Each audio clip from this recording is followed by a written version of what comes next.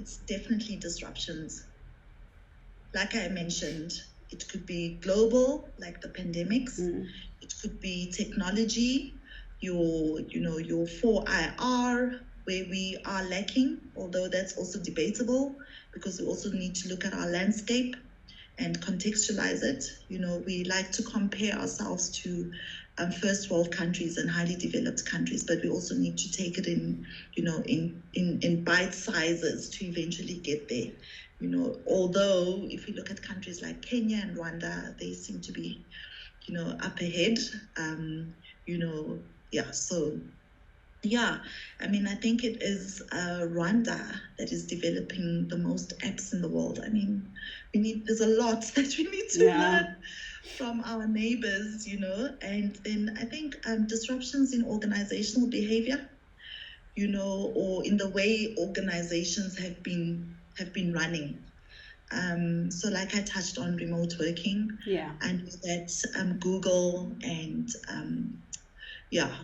and Apple, those have mastered remote working, and Amazon can work wherever in the world, and they're still able to retain their employees. They're still able to create happy working environments. So it's basically those disruptions.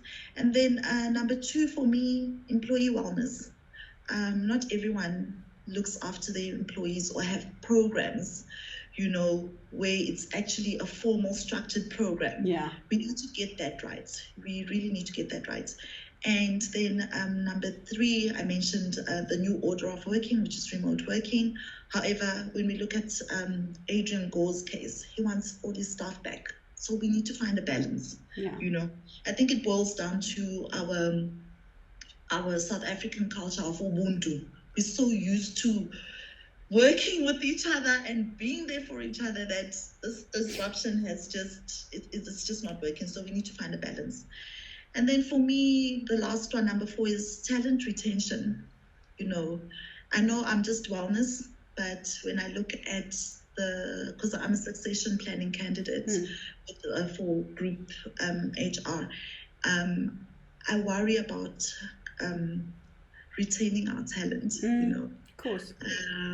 I had an interesting conversation which actually just made me aware of depending where you're sitting, how you look at things. So our group CEO had a thank you dinner last week over 3 days, because we have 3 divisions in our organization. So we had it over 3 days, and I was in the first divisional thank you dinner, and I was fortunate to share a table with our chairman, Mr. Nelson Wali, and so I brought up, I'm really concerned about how we're not able to retain talent. And he says, well, Kathleen, we invest in talent, and it's not always to retain them. It's like, what? That doesn't make sense. He says, no. Remember, we are not just looking at it from a Fidelity Services Group point of view.